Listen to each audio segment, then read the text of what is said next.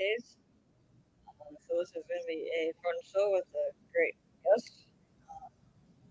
It's going to be all about our furry friends, a little bit of a animal house. So fun here. I'm going to pass it over here every Tuesday at 8 o'clock p.m. Central. If you'd like to join us, let us know. Get that arranged. But I'm going to pass it over to Debbie here to kick this off.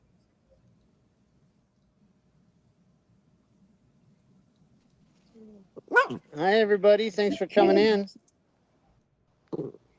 Hello. Thank you. I'm Debbie Hayes, and I'm with debspets.com. And thank you for coming this evening. We want our fur babies, all of them, or even our unusual that maybe aren't really fur babies, to feel safe with us.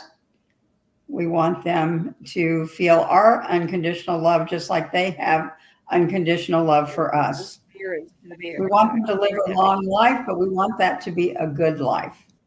And the three of us here, Dyanah, David, and I feel that we found something that can facilitate that.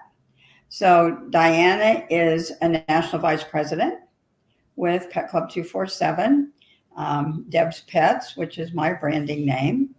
And she's going to tell us today what we can do to keep our pets safe when we travel with them. So we also have with us today my co-host, David Wolfram. And he and I have known each other for quite some time, and he's a great podcaster also. So we're going to turn it over to Dyanah, and David and I will be breaking in a little bit to ask questions for clarification and expansion while we go here. So Dyanah, welcome. Thank you. And thank you, David and Debbie, for the platform. I totally love that intro. You know, these fur babies deserve quality of life, and they deserve everything that we can possibly give them. And it's important to all of us, but I appreciate the platform. And I did this talk a year ago not a year ago, 6 months ago. Sorry, I don't know where my head's at. I'm going to show you a picture. I did this talk at a truck camping rally, and it went over so well. I've had so many people who have asked me to come back in and to do, another podcast on it. So I'm excited to be here, but I'm trying to get to a picture because it'll kind of explain exactly the impact that something like this can have. We were out in the desert, and we were talking to about 700 people, about 500 animals, cats, dogs, monkeys, parrots, ferrets, lizards, iguanas, you name it, they were there. And the subject was traveling with our animals. And right now we're going into the time when everybody's traveling with their pet. And there's so many things that we don't think about until it becomes a problem. So I'm going to go through some things that we've learned, some things that we've seen, and, understanding that when you travel with a pet, there's three things that are really important. The first thing is safety. Make sure that animal is safe, and we're going to talk about it. The second thing is make sure they're healthy. And then the third thing is make sure they're happy and comfortable. And unfortunately, we tend to put the happy and comfortable first before the safety and health. And we really got to really think about that, because it is our job. It's our obligation to keep these babies safe. So the first thing I'm going to say is every animal needs a go bag. Okay, every animal has to have a go bag. So I'm going to go through what's in my little Cody's go bag. Cody is a 20-pound hot mess of a pup. And we take him with us everywhere we go. We're in an RV, but he has a go bag. So on the outside of his go bag, I have a little food water bowl, which expands. So in case I need to give him fresh water, I have something that I can open up, and he can use that as a little bowl.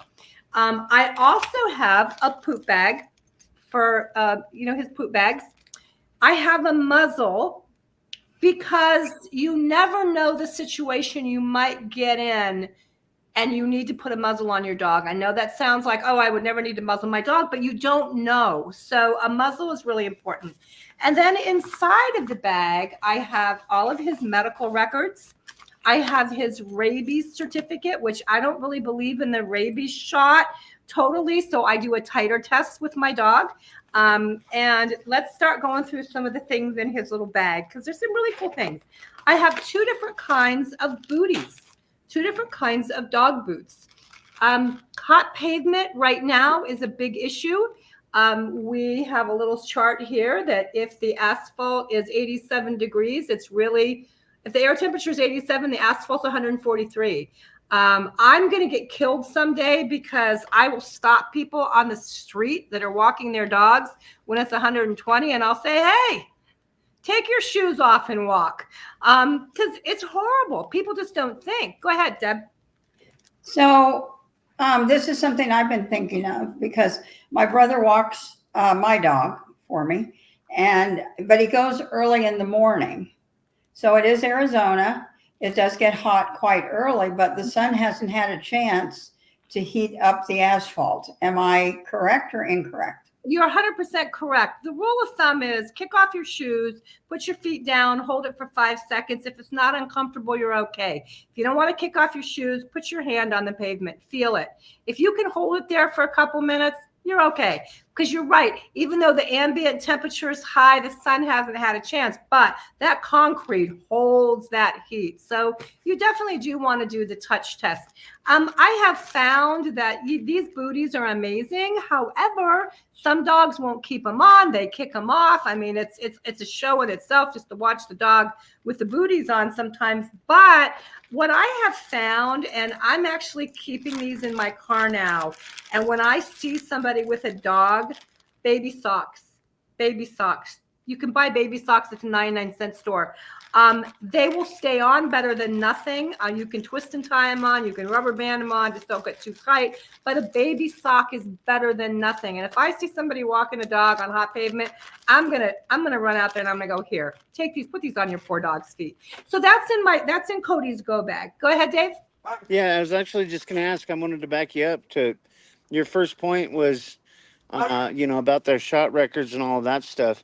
I've run into a situation recently where that was actually real important to have on hand, because there were 2 dogs in an altercation, and everything turned out fine. But explain why it's important to have your dog's shot records on hand. You just gave a perfect example. If there's an altercation and let's say animal control gets involved, if you can't prove that your dog has what it needs, they're gonna impound that dog. They're gonna put that dog in quarantine.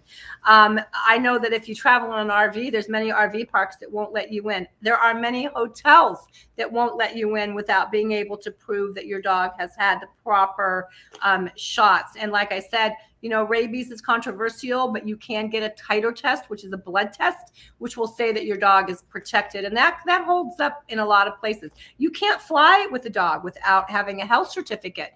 So it doesn't hurt to get a health certificate for your dog every time you take it to the vet every year, have a new health certificate. But yeah, you never know when you're going to get in a situation where you have to have some kind of proof for your dog. So then what else is in my bag? Oh, I love this. This is one of my favorite things that's in my go bag. This is a vest that goes under the dog, and it protects the dog when they're running through brush where there's burrs and there's things like hunting dogs. This is good for hunting dogs. But when we travel, sometimes we stop on the side of the road, we let our dog out, and they're in thicker, the little, they call them goat's hair, whatever they call those, get right in their skin, and they can really hurt. So having a little vest that goes on their belly is a good thing to have when you're traveling. Let's see what else. Ooh, a tick puller. A tick puller is a very important thing to have in your go bag. They're like $3 at Walmart or on Amazon. A great thing. You cannot pull a tick out properly without a tick puller. So a tick puller is a great thing to have. It's good for your person too. I also have food for Cody in my bag. I have a few days worth of food. There's a reason for that. Let's say we get evacuated. I grab Cody's go bag. I have everything I need. If a dog's on medications, have your medications in the go bag. I also have a long leash in the go bag, and we're going to talk about leashes in a couple of minutes.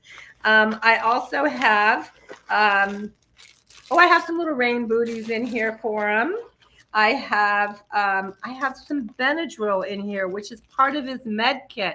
In his med kit, I keep Benadryl. You never know when a dog's going to get bit by a snake. And we're going to talk a little bit about how that can happen. I also keep side cutters, which I can't seem to put my hands on right now. I keep side cutters in here and a little piece of wood. And why do I do that? Many, many times people on vacation, when we're traveling with dogs, they let them out by the water and the dog goes running, and the dog will like maybe find a little piece of fish or something and or a fish hook.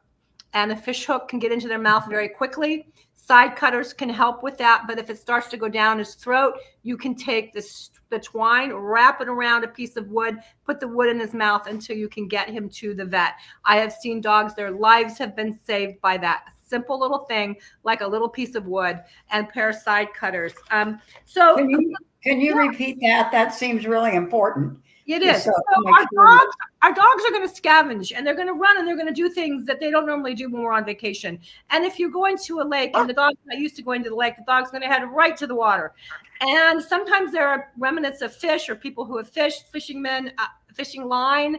And we have seen dogs who have grabbed pieces of fish that have had a fish hook in them, and the fish hook has gotten stuck in their mouth. The side cutters can help get it out.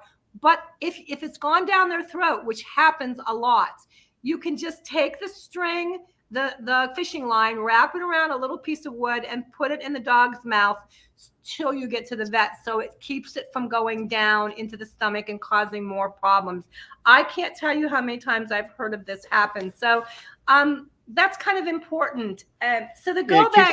So it keeps them from basically swallowing it. Is what you're doing? Is you're like, okay, it's stuck. We got to get it out, but we're not going to pull on it. We're just going to keep it from going down. Think about pulling on it. What damage you could do, right? So yeah. So those are little tiny things that I do in his go bag. When you're traveling with an animal and you're going to be at a place for more than a couple days, find out where the local emergency hospital is. The last thing you need to do is need a hospital and have to go looking for one. Just find out where the local emergency hospital is. Debbie? Yes, I'm sorry, but going back to the go bag, I mean, everything looked it seemed pretty self-explanatory where you would get it, except for the orange vest. Where would you look for something like that?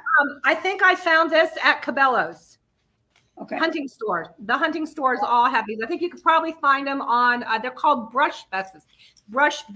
And I think you can find them probably on Amazon. But I think I got this at Cabela's or Dick's Sporting Goods or somewhere like that in the dog pet section, because hunting dogs experience this a lot, where they get a lot of the bristles and a lot of bad things on their belly when they're running. So the other thing about traveling is know the local threats. Every place has a different threat. I learned something this year that blew my mind. Florida has a frog. And if a small dog sniffs the frog, it can kill it because it's poisonous. I had no idea. I saw this cute little frog. Yeah, go ahead. You don't have those in Las Vegas? No. We have them in Arizona, and they always come out during monsoon season, right about this time. And you'll hear them chirping out in the yard sometime. People will find them in their pool. And yes, you're right. You don't want to touch them yourselves, because then if you touch the pet, it's not going to do horrible damage to you, but it can. Yes, small dogs can kill them like that. So again, know your local threats. Know what's out there. Keep in mind that every dog and cat, but animal, they have that fight or flight syndrome. When something gets really bad, they're going to run. And we think, oh, no, my dog wouldn't leave me. No, they will, because it's their instinct. So this is where I'm going to talk about leashes. Every animal should be on a leash. But let's say you're in a big field and you want your dog to run, or you're out in the middle of the desert and you want your dog to run. Put them on a 100-foot tether. Let them run. Let them run his heart out. But if you need to reel them back in, you can reel them back in. We had a dog in Nelson, Nevada, a 18-month-old doodle. Mama let it run. It was having a ball. They were watching, and a helicopter came out of nowhere and spooked the dog. The dog took off. A search party of hundreds of us for 4 days tried to find this baby. We think the coyotes found the baby because the dog just did what the dogs do. They run. So if she had the dog on a 100-foot tether, the dog could have still ran and played, and she could have pulled it back. It's also the time when they're in a different area that they're going to get themselves into trouble. Maybe they're going to chase a coyote. Maybe they're going to go after a snake. If you have them on a tether, you can pull them back. So again, it's really critical that you keep your dog tethered somewhat. The other thing is that if we're talking snakes right now, if your dog gets bit by a snake, couple things are very important. You have Benadryl on hand. Try to get a picture of the snake if you possibly can. Don't endanger yourself, but if you possibly can get a picture of the snake, that's critical. At least try to get a description. How big is it? How thick is it? What color is it? Because when you get to the veterinarian, they know what snakes are indigenous. Sometimes you can even call them on the way. We had a situation here in Nevada where a girl called me screaming her dog had just gotten bit. All of the veterinarians were closed, but I knew the animal control warden, wonderful woman. I got her on the phone, and the girl said, so how long was the snake? Well, it was about 18 inches. How thick was it? About the size of your finger. What color was it? And then the warden said, I know what kind of snake it is. The dog's going to be fine. So they know what's indigenous. But had she not known that, she might have ended up spending a lot of money and running to an emergency clinic when it would have been necessary. So try to get a picture of the snake. And also make sure you know where that bite is, because a lot of times we see the snake has hit, but by the time we get to the hospital, we can't find the bite because of hair and whatnot. So make sure you know where that bite is. The other thing is evacuations. When you travel and you have your dog with you, you should always have a folding crate of some sort. My husband and I were in a fire 3 or 4 years ago and had to be evacuated to an evacuation center. They would not take a dog if a dog wasn't in the crate. They don't care how nice the dog was. So basically, we were lucky we had a crate. If we had not had a crate, that dog would not have been able to go into the evacuation center. So a little folding crate, they fold flat. They're not that big. Put them in the bottom of the trunk or wherever you can put things, and make sure that the dog is, that you have that ability to put a dog in a crate if you need to. So my biggest thing is tethering an animal. Animals need to be tethered or confined in the car. And I'm going to give you a little story. We had a woman with a dog on her lap on a pillow. They were driving. They got broadsided. The dog flew up. The airbag flew up, killed the dog, and broke the bones in the woman's face. If the dog had been tethered, if the dog had been in a crate or seat belted, which these seat belts are amazing. There's so many types of seat belts. That wouldn't have happened. We had another case where a car rolled 3 times and 3 dogs in the car, all the windows blew out. The dogs were ejected. 2 of the dogs were in a snow pile, just kind of wondering what happened to them, but the other dog took off down the highway. So here's the owner with a broken leg running down the highway after her dog, saying, I would have never thought my dog would have left me, but they will. It's the fight or flight. They will flight. They will run. So if the dogs had been tethered, they would not have been able to take off. So putting them in a crate or just having them confined by something like a seatbelt. There's so many great products. There's leashes that actually have a seatbelt buckle right on the leash. So you can keep the leash on them and just buckle it in the seatbelt. There's seatbelts that go around the headrest of a car so that they're easy to use. And these are amazing. My dog doesn't mind it. There's also tethers that go from hook to hook in the back seat that you can actually put a little run on it if your dog wants to move around a lot, but at least it's tethered. And I think that's really, yeah, go ahead. So again, that's more of a specialty item, where would you find that? As much as I hate to say it, everything's on Amazon. Just look under dog leashes, and they're inexpensive. I think they're like $6. They're not expensive, and it's just a great thing to have. ID, make sure your dog has some sort of an ID tag. Oh, my dog's microchipped. Oh, that's wonderful. But if somebody finds your dog and they don't have a microchip reader, until they get somewhere where there's a microchip reader, they're not going to know how to contact you. Right. So a little thing that you can buy at the pet store that has dog's name and phone number, that's it. That way they can call you and say, I have found your dog. So make sure there's some sort of visible identification on your dog. So I want to just back you up for just a second, because what I do with Peyton, I used to just let him sit in his bed next to me and all that stuff. But there were a couple incidences where somebody cut me off and I had to hit my brakes and he'd hit the floorboard. So my solution to that was to get him his bag that I could carry on my strap. I could take him in the store, but I just hooked the bag over the passenger seat, and that solved the whole problem of his safety in my car. That's a simple solution for a small dog. Now, a little bit harder for a pit bull, but I like the idea of the running chain in the back. Seatbelt. Yeah, I mean, the dog still has room to move around. The dog can still move around. But yeah, you're doing the right thing, David. And today I talked to a woman. It was just tragic. They were in a horrible, horrible car accident. They had 7 dogs in the car with them.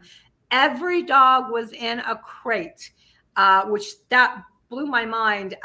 One dog was killed in the accident. 5 of the dogs survived well, and then one dog had to have about $30,000 worth of surgery. The vet said that had they not been in the crates, that probably all of them would have died. So you kind of have to weigh the option. We want them to be comfortable. We want them to be happy. We don't, we want them to look out the window, which really isn't the best thing anyway, because all that wind and stuff is not good. Something can fly in their face, but we also have to think about our obligation to keep them safe. So once we get past all the safety stuff, now we got to talk about health when they're traveling. One of the worst things we can do when an animal is traveling is change its food and water. So if we're going to go visit the lake, or we're going to go somewhere for a week, changing the water is probably the worst thing that can happen for a dog, because the bacteria are different, and we're going to get diarrhea. We're going to have dehydration problems. So you want to make sure that you are taking some gallon jugs with you of water, or change the dog slowly over to a water that you can get there. Like if you're going to buy bottled water, or if you're going to go to the filtered water store, there's all those around. Start using that at your home for a couple weeks before you go, so that the dog's water doesn't change. Don't change its food. Take plenty of food with you. It's stressful enough for a dog to be traveling and leaving their home. Even if they're with their family, it's still stressful. That you want to make sure that you don't add to the problems by changing the food and adding different waters. I will tell you, one of the best things you can do before you take an animal on the trip is to get its immune system healthy. And with Pet Club 24/7 products and Deb's Pets, there's so many things you can use. You can use the super sauce to get their immune system modulated. You can use the mush puppies. You can take with you the mojos, which are liver, which is going to give it a lot of energy and protein, but also has the Coriellus versicolor mushroom. You want that immune system as healthy as it can be before you travel, because again, stress is a lot on an animal. If you think the animal is going to get car sick, we do have the CB doggies. They work wonders. We're going to soon have the wonderful little calming, dog calming tablets, which are herbs, and I'm excited about that because taking the dog down a notch before you travel is a good thing. I have a dog that gets motion sickness. If we go up and down hills or roundabouts, he throws up. But I have found that, you know, all of these wonderful little calming agents are good too. The other thing too is when you're traveling, make sure that you have flea spray with you, tick spray, that you examine your animal before you bring it back into the home or the apartment or the hotel, because most of our doggies sleep with us and we really don't need those in our bed. There are lots of critters in different areas that will get on your dog, and you want to just make sure that you examine the dog. There are some wonderful flea and tick natural sprays that are all oils and sprays that are all good for the dog.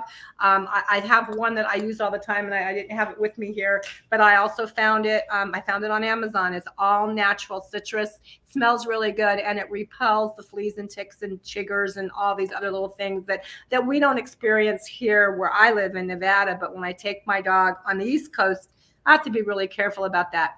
And then that brings you to heartworm. If you're going to take your dog to a place where mosquitoes are prevalent, you really need to think about either keeping it inside all the time or possibly putting it on some kind of a heartworm preventative. It's a really tough decision that you need to make with your veterinarian. But, you know, again, we said we want to keep them safe. We want to keep them healthy. Now let's talk about comfort. The best thing you can do when you're traveling with a dog is bring some dirty blankets and some dirty sheets and some dirty clothes. Don't launder them before you go. Put them in a bag. When you get where you're going, lay them out for the dog. The dog's olfactory is 500 times stronger than ours. And when they smell something that's familiar, their stress level goes down and they're like, I'm home. I'm good. Everything's fine. Don't wash the blankets before you take them. Grab a blanket that, you know, it's been being used. Grab some towels, grab some things like that and lay them down for the animals. And don't forget to bring some of their favorite fur babies. And again, you like your little toys. Don't wash them before you go because you want things to be familiar for your dog. That's what's going to keep them comfortable. And then, of course, bring their bed because they love their bed and it's a place for them to sleep. But traveling with our pets should be fun. It should be stress-free. When I travel with my dog, a couple weeks before we go, we switch him to the freeze-dried food. This little 1 pound bag makes 5 pounds of food. It's so nice to travel with. So then I can just hydrate the food with the water that I have brought and or some low sodium chicken broth and have them on a great diet that has Coreus versicolor mushrooms, so I'm giving their immune system some more support and have some mineral support too.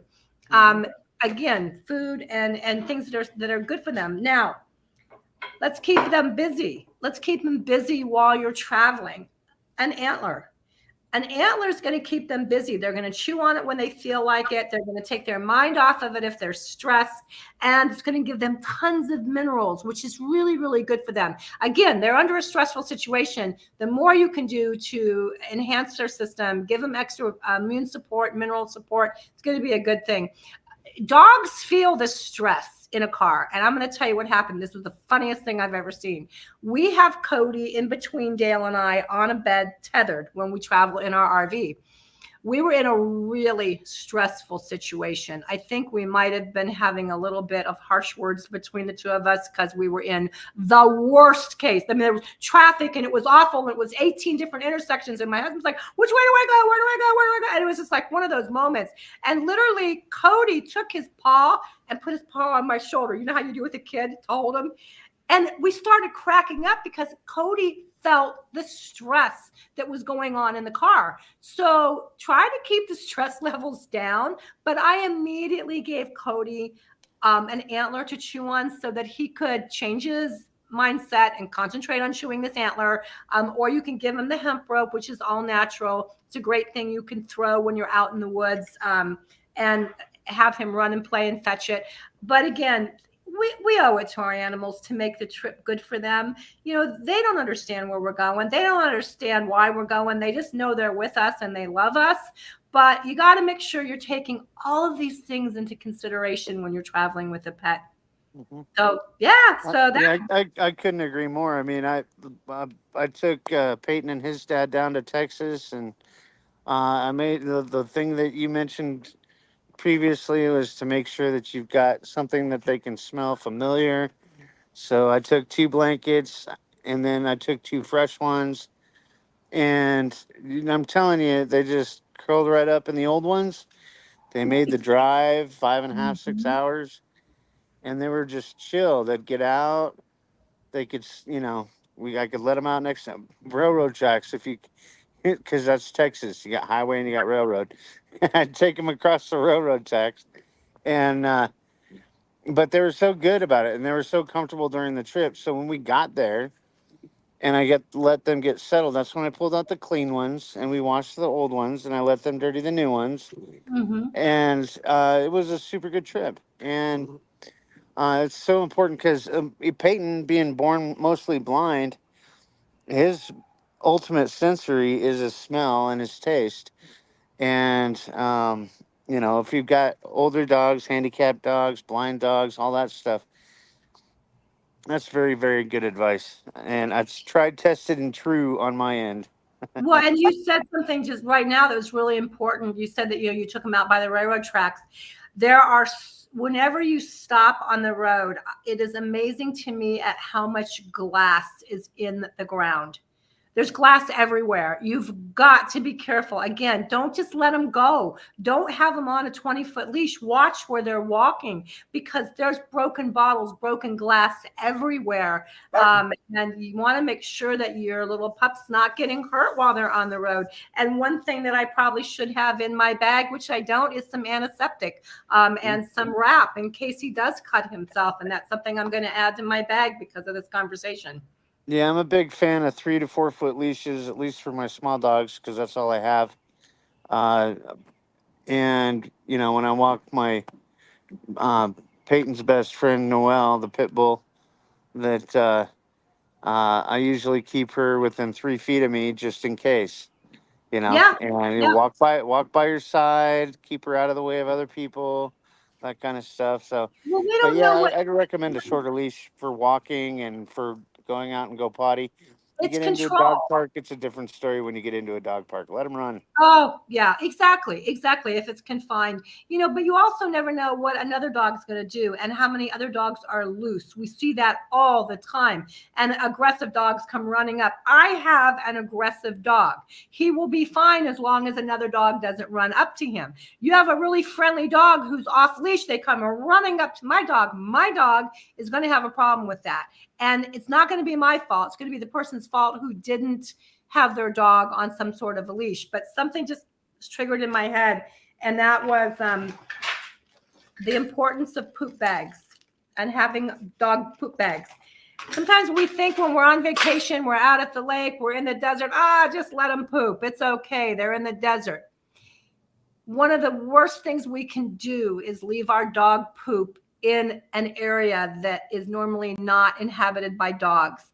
If a donkey, if the burros, the goats, the indigenous creatures eat our dog's poop, which they will do, it can make them sick. Their bodies aren't made to absorb the dog foods that our dogs eat and then poop out. It also goes down into the water system, the poop. And if the dog's on medications or any of that. So one of the things you really want to get in the habit of, no matter where you are, pick up your poop. Be a good dog, cat owner. Pick up the dog poop and dispose of it in a plastic bag or something like that. It's really an important thing to do. Couldn't agree with you more on that. Yeah, a lot of people don't think about that. Oh, they're out in the desert. Let them poop. Yeah. You're right. You just don't think about it, but it's really, really not good. The roadrunners are running around all over the place. They'll go right for that poop and eat it, and it's really not good for them.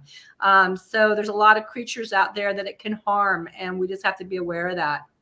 Well, it smells intriguing to them, and that's why they taste it and or eat it. Yeah. Of course, And yeah. I mean, what, you can't put it any other way. It's like, hey, what's that? It's It's like something new you and and me different. going out for ice cream and like, I haven't never had peanut butter on vanilla ice cream. I'm gonna try that.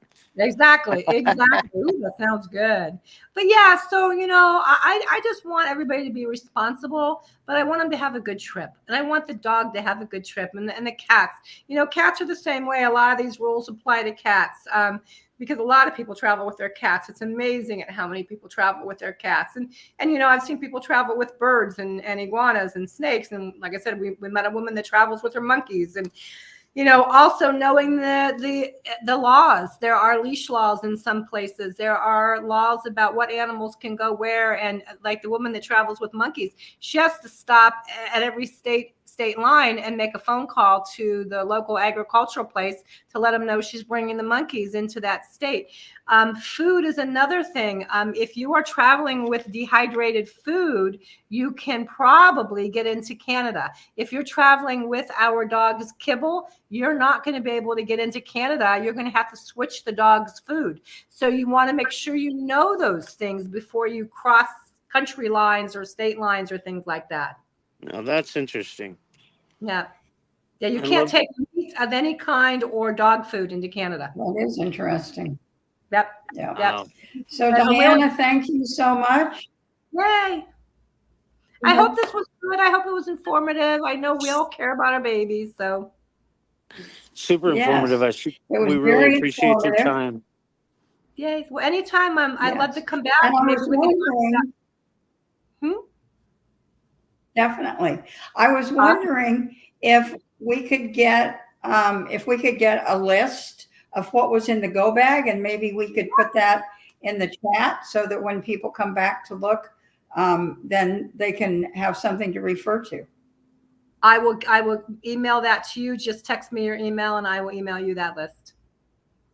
Great. Okay, very good. Very good. Well, thank you so much. Emily? Appreciate your time. Thank you guys. Thank you. I'm going to go ahead and leave Yes. this. Okay, Emily, close us out, please. And thank everybody for tuning in this evening. Again, we are here every Tuesday at 8 o'clock Central, 6 o'clock p.m. Pacific. And please check out our social media, YouTube, LinkedIn, and so on. And like, comment, share, subscribe. And to thank our partners of Marcus Howard Transform Media, Lawrence Wingate of Wingate Studios, Clayton of the Pack Channel, and the Disability Channel for their support of network and our shows. And I guess till next week, to have a safe and productive week and stay happy. Stay happy. Keep your Very keep your good. pets healthy. And next week,